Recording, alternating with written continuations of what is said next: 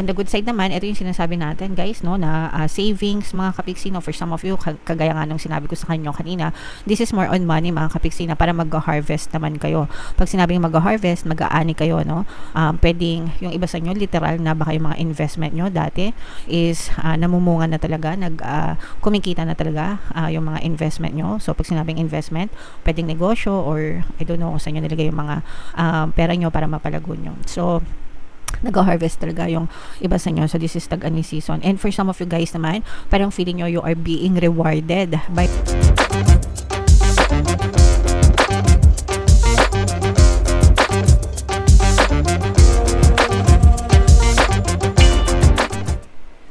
Hello guys, hello Taurus. Welcome back to Pinay Pixie Tarot. Ang pamagat ng episode natin for tonight is first half kapalaran ngayong April 1 to 15 mga kapiksi para sa Taurus, Sun, Moon, Rising, Sign, and Venus. Unahin natin tong deck na to guys. Tingnan natin yung mga mensahe sa inyo or yung mga paparating sa inyo mga kapiksi ngayong April 1 to 15. Wow, grabe. Unang-una pa lang, swerte agad guys. Grabe naman to. Oh, ayan, no. Grabe yan, mga kapiksi, no. Super positive, guys. Unang-una, swerte, mga kapiksi, no. Good luck, good fortune, swerte, mga kapiksi. Ibig sabihin, for some of you, parang feeling nyo makaka-jackpot kayo, no. In anything that you do, guys. Hindi lang ito, guys, limited sa jackpot sa pera, no. Pag jackpot, sinasabi natin, parang naiisip agad natin yung jackpot sa loto, jackpot sa sugal, jackpot sa whatever, diba? Pero hindi lang ito limited doon. Pwedeng maka-experience kayo ng ganon, mga win-win, mga pagkapanalo, mga kapiksi. Pero aside from those, pwede rin kayong swertihin sa mga desisyon nyo. Let's say for example, baka may magandang desisyon kayo na gawin ngayon and parang equivalent nun is feeling nyo naka-jackpot na rin kayo dahil sa ganda ng resulta ng magiging desisyon nyo sa buhay, okay? And hindi ito guys limited lang sa pera, no? Pwedeng maka-jackpot ka din sa pag-ibig, pwedeng maka-jackpot ka sa buhay, mga kapiksi, whatever it is deemed possible, guys, okay? So, syempre, mind nyo na yan, mga jackpot na yan, mga panalo na yan, mga good luck, good fortune, swerte na yan, mga kapiksi, i-mind nyo na sa comment section. And for some of you guys, pwedeng may mga mahit din kayo ng mga goals nyo, mga dreams nyo, mga target, no, na sinet nyo for this month, mga kapiksi. Ibig sabihin, pwedeng mahit nyo yan, guys. So, persist lang, mga kapiksi. Ibig sabihin, magpursige lang talaga kayo and just follow your plan kung meron man kayo mga plano na ginawa, no, para ma-achieve nyo yung mga goals nyo. So, go lang, guys, okay? And for some of you, no, talagang pwedeng swertehan talaga kayo, mga kapiksi, kasi for some of you, talagang lumalago din yung inyong mga savings, yung inyong mga collection, mga kinikita, no? Pwedeng dumodoble or dumadami yung kinikita nyo kasi syempre, pag dumadami yung kinikita nyo, mas marami kayong maiipon, guys. Yung iba sa inyo, pwedeng nagsisimula na rin kayo sa mga savings nyo. Yung iba sa inyo, ibig sabihin parang nag-harvest na rin kayo, naaani nyo na, kumbaga, no? Yung mga pananim nyo, yung mga tinanim nyo, nakasipagan at pagtsatsaga, mga kapiksi, okay? So, comment down below, guys. Lahat yan, i-mine nyo, no? Mine jackpot, mine swerte, mine panalo, mine goals, no? Achievement ng goals, mine savings, more savings, more kita. Yan. So, i-mine nyo na yan, guys, sa comment section. And tingnan natin, guys, yung ganap sa inyo ngayong April 1 to 15. Habang sinashuffle ko to, guys, panoorin nyo muna yung video natin regarding sa ating paano mag-manifest ng abundance video course. Kapiksi, sawa ka na ba sa mga struggles at hirap sa buhay mo? Masipag ka ba at masikap sa buhay ngunit hindi ka pa rin umaasenso? Ilang beses ka na bang nag-attempt mag-negosyo at mag-invest pero palagi ka pa rin nalulugi? Sa pagkakataon na ito ay maaaring may subconscious beliefs ka na nagiging balakid sa iyong pag-unlad at pagyaman. Introducing, paano mag-manifest ng abundance video course. Dito ay matututunan mong ma-overcome ang mga balakid mo para tuluyan ka ng umunlad, umasenso, sumagana, maging matagumpay, successful at maswerte sa iyong kabuhayan, pera, trabaho, negosyo, salapi at kaperahan ng bonggang-bongga. Dali, mag-send na ng email sa pinoypixie@gmail.com at simulan na ang iyong pagyaman ngayon. Alright, so sa lahat ng gusto mag-avail ng course guys, naka-flash sa screen nyo. Una, meron tayong paano mag-manifest ng abundance video course. Meron din tayong paano mawala ang third party at magkaroon ng harmonious na relationship. And meron din tayong paano pabalikin si ex, revise breakup mga kapixie. So sa lahat ng interesado guys, mag-send lang kayo ng email sa pinoypixie@gmail.com. So, Taurus, guys, kayo ay represent ng Queen of Coins. This is both negative and positive, mga kapiksi. Unahin natin yung sa negative energy, guys. Yung sa negative energy, this is more on love connection, mga kapiksi. Mayroon ditong presence ng earth sign, Aquarius, Gemini, Libra. So, for some of you guys, medyo nagkakaroon kayo ng problema sa inyong love life. Dun sa mga, sa mga nakaka-resonate lang mga kapiksi kasi merong betrayal issue dito, guys, deception. So pag sinabing deception, panloloko mga kapiksi, pwedeng cheating, lying, sinungaling, ganyan, or pwedeng may mga sikreto na tinatago. And bukod doon, parang your person is also parang manipulative, minamanipula ka, pinapaikot, no? O kaya naman parang narcissistic for some, although hindi naman lahat yung sa narcissistic, pero merong ganong klaseng energy na lumalabas, mga kapiksi. And yung iba sa inyo guys, parang tinitiis nyo itong sitwasyon na to kahit na alam nyo na may ganong klaseng ganap sa relationship, mga kapiksi. So for some reason, may mga times na nag-iisip kayo kung parang atras, kayo dito guys sa relationship na to for some, no?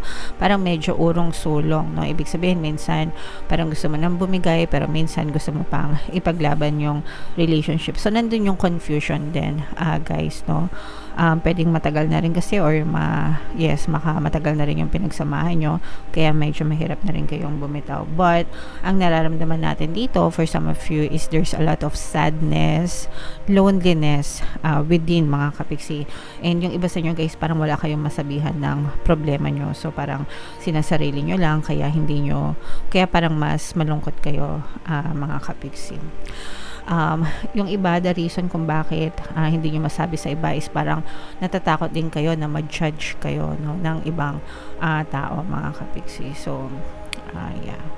So, comment down below if feeling nyo naka-resonate kayo dyan sa love energy na yan, mga kapiksi.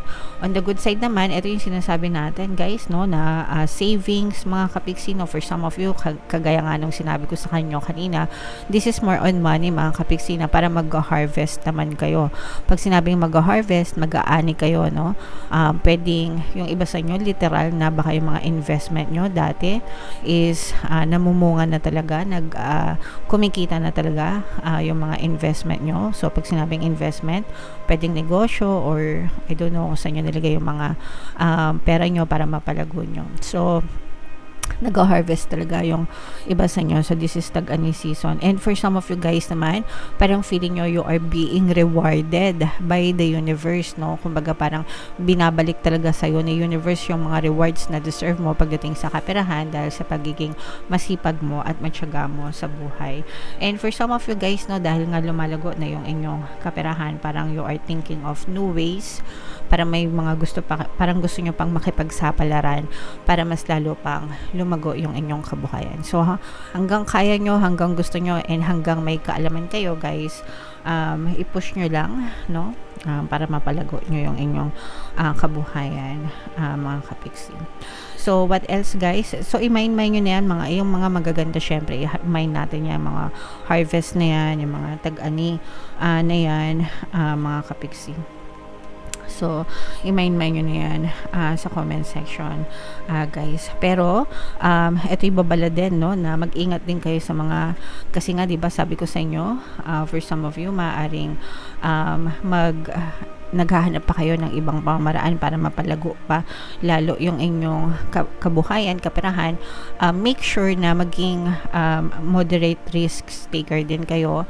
Kumbaga pag-aralan nyo mga kapiksi, no? Kasi syempre mga pera nyo yan, pinaghirapan nyo yan, and kapag nailagay nyo yan sa mga maling investment, maaring mawala din, no, ng isang iglap yung mga pinaghirapan nyo mga kapiksi. So make sure na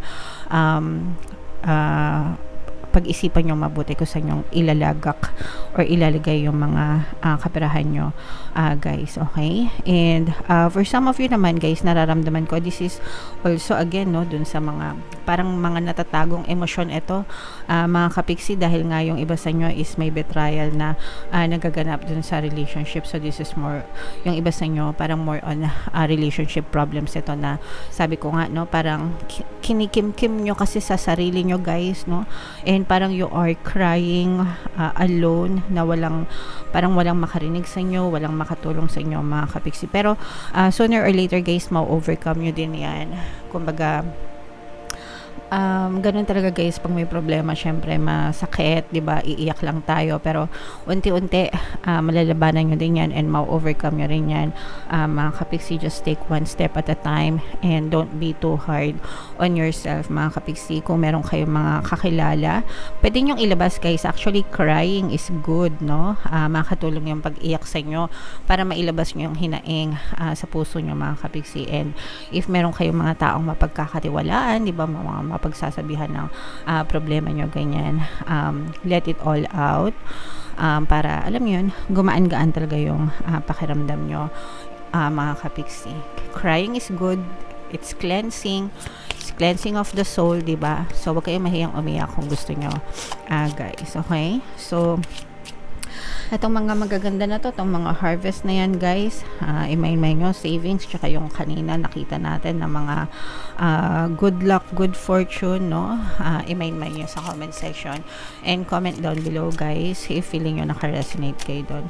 So bunot lang tayo ng isa pang card dito, mga kapiksi, para sa inyong additional na message, guys. Ito'y magical release mga kapiksi, calling, intention, stronghold. For some of you guys, this will not resonate with all, pero for some of you, pwedeng nagkakaroon kayo ng spiritual awakening, spiritual calling mga kapiksi. Sometimes yung mga problema sa buhay, it's also one way of eliminating, no, parang ini-eliminate kasi ni universe yung mga bagay na hindi importante sa buhay natin, yung mga nakakaaksaya ng energy natin mga kapiksi, because meron ka pang ibang purpose in life, no, and the universe is like preparing you for that purpose, for that intention. So sometimes kaya ganon, feeling nyo ang dami-daming problema kasi inaalis ni universe yung mga unwanted energies for you, kasi meron kayong ibang purpose talaga sa buhay. Okay, and like I said, yung iba naman talagang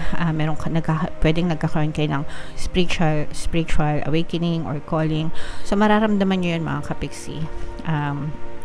And if this resonates with you guys, comment down below, okay?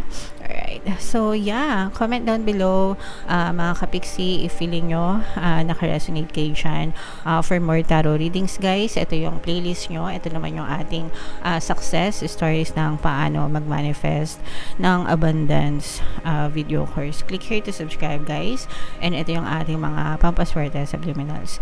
Thank you for liking, sharing, and subscribing. See you again next time. I love you all mga kapiksi. Have a nice day. Bye bye.